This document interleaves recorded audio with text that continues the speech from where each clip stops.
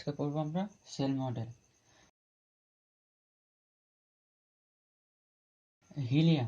Helium কি? Helium অ্যাটমের কি হয়, এর মধ্যে কি থাকে, এর মধ্যে একটা নিউক্লিয়াস, যেখানে আমার দুটো প্রোটন থাকে, দুটো নিউট্রন থাকে, আর বাইরে আমার দুটো ইলেকট্রন থাকে।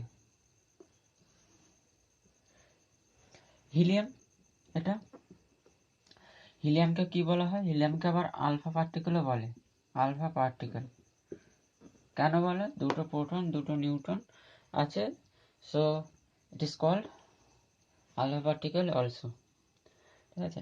এখন এই হিলিয়ামের কিন্তু ইলেকট্রন ধারণ ক্ষমতা 2। ঠিক আছে।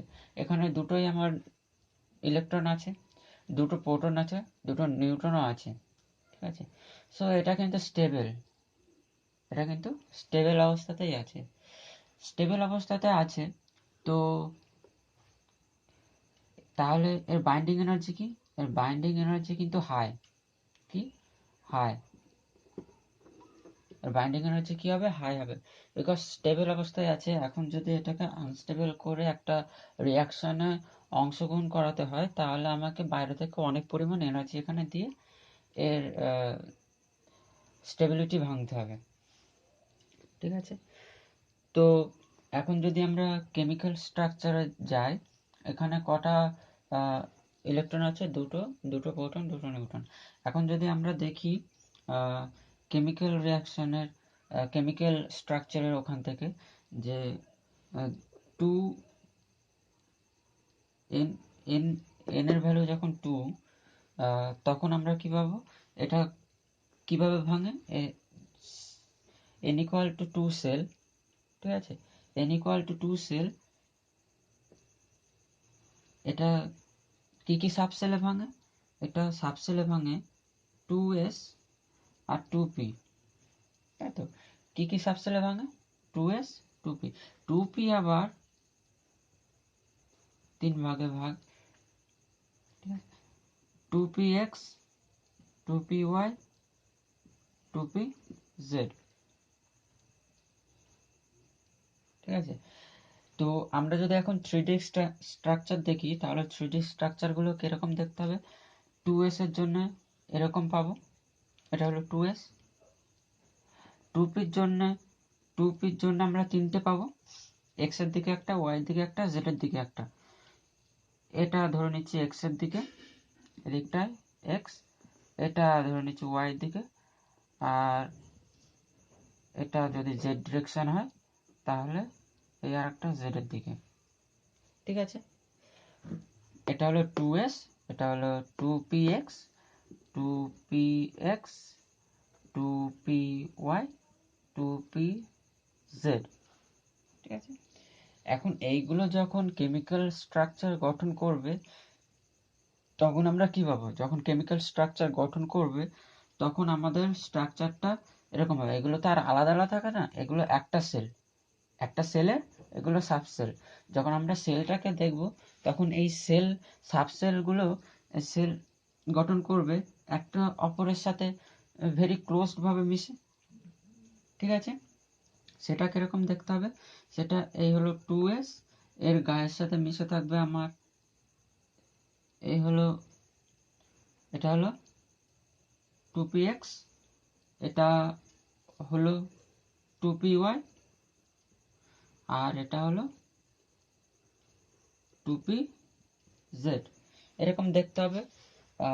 এদিকে ছবিটাও দেখে নাও। ঠিক আছে। এখন এই যে কেমিক্যাল স্ট্রাকচারের কথা এজন্যই আসলো যে এখানে সেল এবং সাবসেলগুলো যেভাবে ক্লোজড ভাবে আমাদের মিশে একটা স্ট্রাকচার গঠন করছে, এই স্ট্রাকচারটাই আমাদের নিউক্লিয়াসেও দেখা যায়। কোথায়? নিউক্লিয়ন মানে প্রোটন আর নিউট্রন গুলো কিন্তু ঠিক এইভাবেই একটা আরেকটার সাথে গায়ে অবস্থান করে। ঠিক আছে। নিউক্লিয়াসের মধ্যে আমার কিছু সংখ্যক প্রোটন ধরুন কিছু সংখ্যক প্রোটন আবার কিছু সংখ্যক নিউট্রনও থাকে। আচ্ছা, প্রোটনটাকে আমি পি দিয়ে লিখছি, আরেকটাকে এন দিয়ে লিখছি। প্রোটন আর নিউট্রন থাকে। এগুলো কিভাবে থাকে? যদি তোমরা কিউব খেলে থাকো তাহলে দেখবে কিউবের ছোট ছোট বক্সগুলো পাশাপাশি মিশে বড় কিউব তৈরি করছে, তাই তো? ছোট ছোট বক্স কিউব পাশাপাশি মিশে বড় একটা কিউব তৈরি করছে। তো এখানেও প্রোটন আর নিউট্রনগুলো একে অপরের সাথে ক্লোজড ভাবে মিশে থেকে কিন্তু আমার পুরো নিউক্লিয়াসটাকে ফিল করছে, তাই তো? তো এই যে আমার সেল এবং সাবসেল ক্লোজ ভাবে মিশে আমার একটা স্ট্রাকচার দিচ্ছে, এই যে একটা সেল গঠন করছে, ঠিক আছে? সাবসেলগুলো মিলে একটা সেল গঠন করছে, সাবসেলগুলো একটা অপরের গায়ের সাথে মিশে আমার সেল গঠন করছে। তো নিউক্লিয়াসটাকেও আমরা যদি একটা সেল ধরি আর প্রোটন আর নিউট্রনগুলোকে যদি আমি সাবসেল ধরি, তাহলে এখানেও আমার সাবসেলগুলো একসাথে মিশে আমার একটা পুরো সেল দিচ্ছে। এই যে ফেনোমেনন, এটা কেমিক্যাল স্ট্রাকচারের সাথে এটা কম্পেয়ার করা হচ্ছে। এই যে ফেনোমেনন, এখানে একটা সেল গঠন হচ্ছে, এই ফেনোমেননটাকে বলা হচ্ছে কি বলা হচ্ছে না, সেল মডেল। এই ফেনোমেননটাকে বলা হচ্ছে কি বলা হচ্ছে? Sell model. সেল মডেল, ঠিক আছে? তাহলে আরেকবার প্রথম থেকে দেখে নিই যে আমার হিলিয়াম আছে, হিলিয়ামের আমার very high binding energy, because এটা স্টেবল। তো আমরা এখন যদি কেমিক্যাল স্ট্রাকচারের সাথে একটু নিউক্লিয়ার স্ট্রাকচারটা মিলিয়ে দেখতে চাই, তাহলে দেখতে পারবো যে এখানে আমার যেরকম সাবসেলগুলো মিশে একটা সেল তৈরি করছে, এখানেও প্রোটন আর নিউট্রনগুলো একে অপরের সাথে সেরকমই ক্লোজড ভাবে মিশে আমার পুরো নিউক্লিয়াসটা গঠন করছে, ঠিক আছে? পুরো নিউক্লিয়াসটা গঠন করছে। তাহলে এই যে আমার, যেহেতু এখানে কেমিক্যাল স্ট্রাকচারে কি কেমিক্যাল স্ট্রাকচারে সেল আর সাবসেল, এটাকেও আমরা সেল হিসেবে কম্পেয়ার করে ধরছি। তো এর জন্য এই ফিনোমেননটাকে বলা হচ্ছে সেল মডেল, ঠিক আছে? এখন সেল মডেলের ফেভারে কিছু পয়েন্ট আছে যেগুলো তোমাদের জানতে হবে,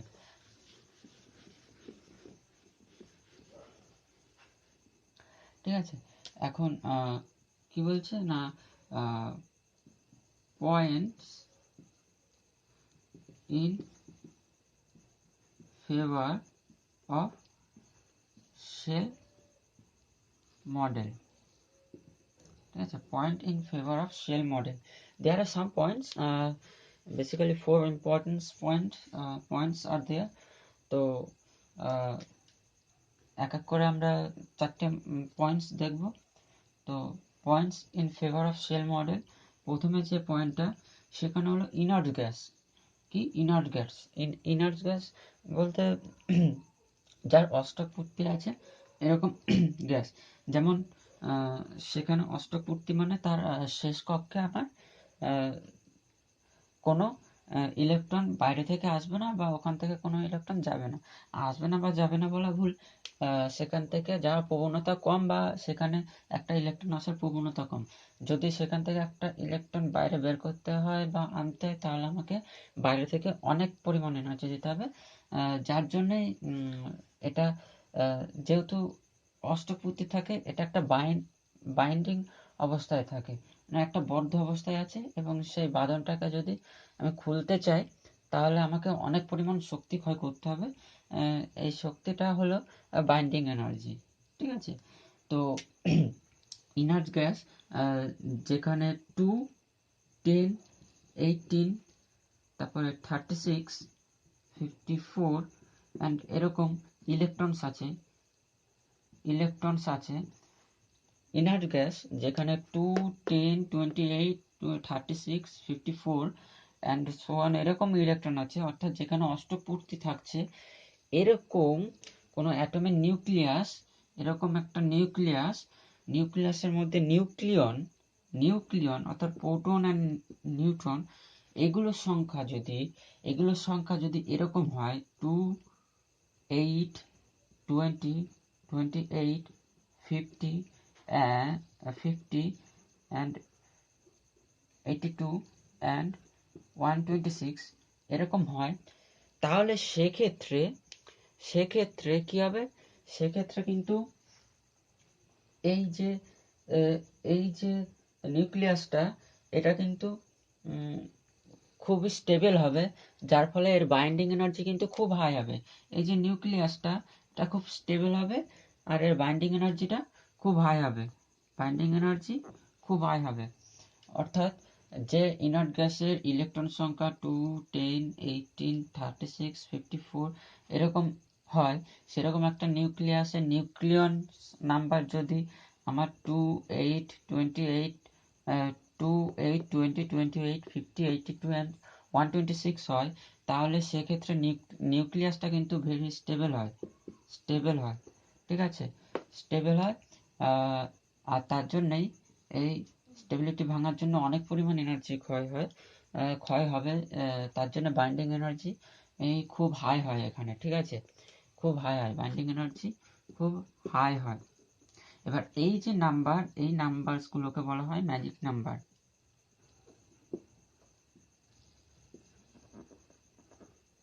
ম্যাজিক নাম্বার, এই নাম্বারকে বলা হয় ম্যাজিক নাম্বার। এই যে ম্যাজিক নাম্বারের কাউন্ট, এই ইলেকট্রন নাম্বারের কাউন্ট থেকে কিভাবে আসছে, ম্যাজিক নাম্বারের কাউন্ট ইলেকট্রন নাম্বারের কাউন্ট থেকে কিভাবে আসছে এখানে দেয়া আছে, দেখো, ঠিক আছে। এইবার যদি এই প্রোটন নাম্বার Z আর নিউট্রন নাম্বার N দুটোই যদি আমার ম্যাজিক নাম্বারের সাথে সমান হয়ে যায়, তাহলে সেক্ষেত্রে আমরা সেই এই অবস্থাটাকে কি বলবো, ডবলি ম্যাজিক। কি বলবো, ডবলি ম্যাজিক।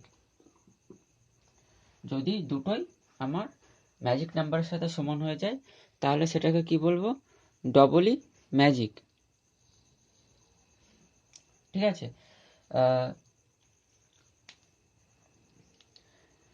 তারপরে পয়েন্ট টু এটা বলছে যে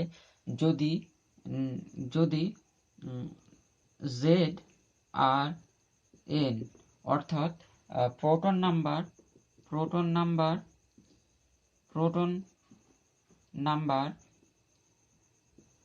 and নিউট্রন নাম্বার এগুলো যদি আমার ম্যাজিক নাম্বারের সাথে সমান হয়, সাপোজ নিউট্রন নাম্বার 28 আর এটা ধরে নিচ্ছে 50, এরকম একটা ম্যাজিক নাম্বারের সাথে এগুলো সমান হয়েছে, ঠিক আছে, অন্য কিছু হতে পারে, এর মধ্যে যে কোনো একটা করে হবে, এখন ধরে নিলাম এরকম হয়েছে, তাহলে কি হবে, তাহলে আইসোবার, তাহলে ওই যে নিউক্লিয়াসটার যে আইসোবার গুলো পাওয়া যাবে, আইসোবার মানে কি, যেখানে জেড কনস্ট্যান্ট, আইসোবার মানে জেড কনস্ট্যান্ট, যে আইসোবারস গুলো পাওয়া যাবে তার মধ্যে স্টেবল আইসোবারের সংখ্যা অনেক বেশি হবে, অন্যগুলোর তুলনায় স্টেবল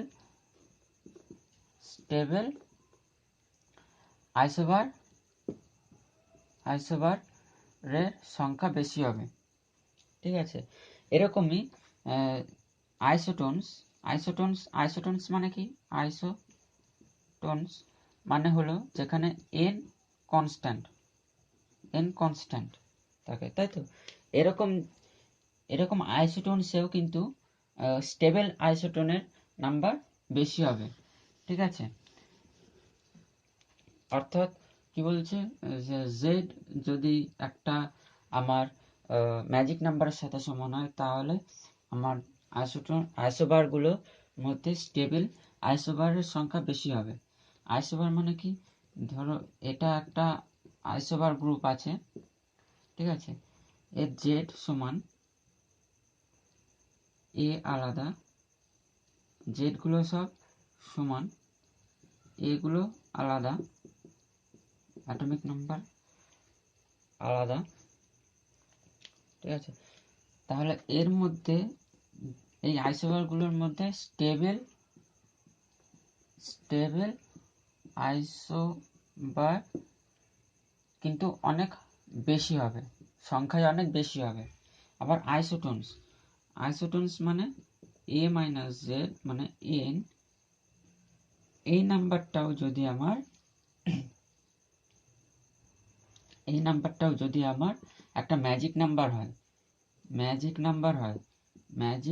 নাম্বার হয় তাহলে যে আইসোটোনসগুলো পাবো, মানে a মাইনাস জেড মানে n ধরছি আমি, এখানে ধরে নিচ্ছি z1 a1 x a2 z2 x a3 z3 x, এরকম একটা গ্রুপ অফ আইসোটোনস আছে যেখানে a1 মাইনাস z1 সমান a2 মাইনাস z2, এরকম এই নাম্বারগুলোর সমান ধরে নিচ্ছি n, আর n হলো একটা ম্যাজিক নাম্বার। তাহলে এই গ্রুপের মধ্যে কিন্তু স্টেবল আইসোটোনের সংখ্যা অন্য আইসোটোনসগুলোর থেকে অনেক বেশি হবে। ঠিক আছে, যেমন এক্সাম্পল দিচ্ছি, যেমন যেখানে z সমান 50 সেখানে স্টেবল আইসোবার যেখানে z সমান 50 সেখানে স্টেবল আইসোবার 10টা, যেখানে z সমান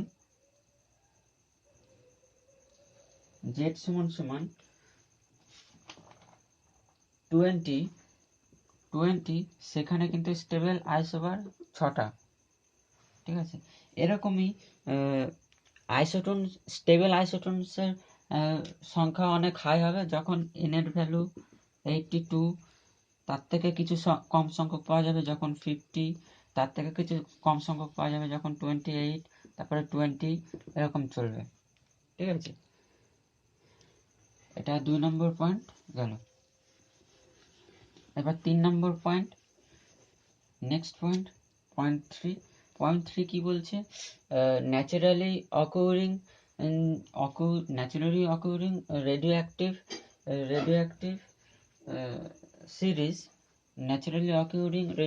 সিরিজ, যেগুলো কিনা থোরিয়াম এটা কত 9232, uranium 92-238 and octinium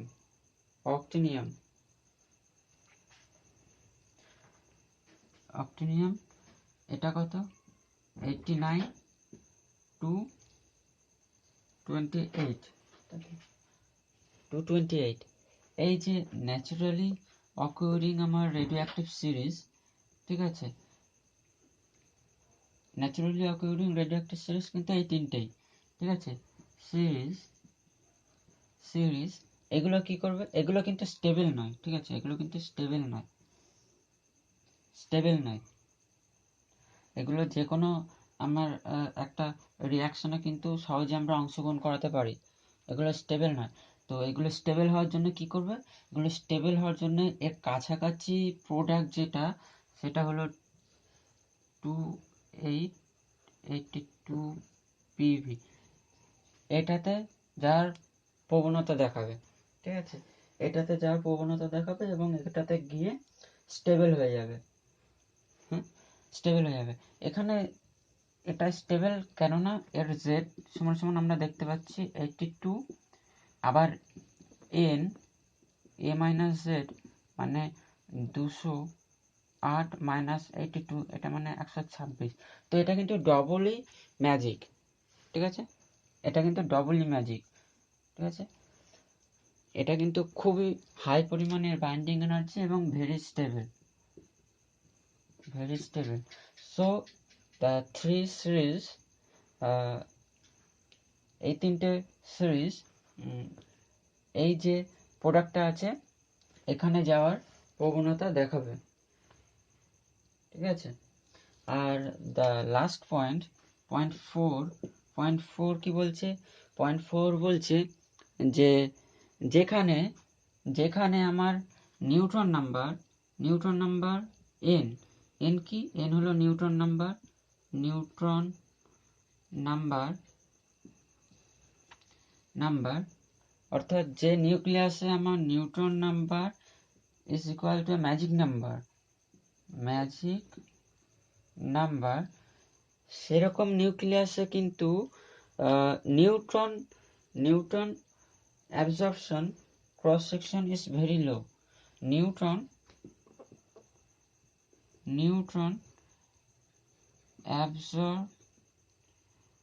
absorption cross section is low, ঠিক আছে, ক্রস সেকশন ইজ লো। তাহলে সেল মডেল আমরা কি দেখলাম, কেমিক্যাল স্ট্রাকচারের সাথে নিউক্লিয়ার স্ট্রাকচার মিলিয়ে দেখলাম যে কিছু কিছু সাবসেল একে অপরের সাথে মিশে ক্লোজড ভাবে মিশে একটা সেল তৈরি করছে, ঠিক আছে, একটা সেল তৈরি করছে। সেরকমই নিউক্লিয়ারের ক্ষেত্রেও কিন্তু নিউক্লিয়াসের মধ্যে প্রোটন আর নিউট্রনগুলো একে অপরের সাথে ক্লোজড ভাবে মিশে আমার একটা নিউক্লিয়াস তৈরি করছে। তো যেহেতু এটা কেমিক্যাল স্ট্রাকচারের সেলের সাথে আমার মিল রয়েছে, তো এই মডেলটাকে আমরা সেল মডেল বলছি। তারপরে সেল মডেলের ফেভারে আমার 4টে পয়েন্ট আছে, যে 4টে পয়েন্ট আমরা পরপর দিলাম, এই 4টে পয়েন্ট। তো নোট, এবার নোটগুলো যদি এখান থেকে স্ক্রিনশট করে নিতে পারো নিয়ে নাও, আর না হলে আমি গুগল ক্লাসরুমের কোড আমি ডেসক্রিপশন বক্সে আর ফার্স্ট কমেন্টে দিয়ে দেবো, ওখান থেকে গিয়ে তোমরা গুগল ক্লাসরুমে জয়েন করে নেবে, সেখানে নোটগুলো তোমরা পেয়ে যাবে। আর যদি আলাদাভাবে কোথাও দরকার হয় তাহলে আমাকে কমেন্ট করে জানাও, ব্যবস্থা করে দিচ্ছি।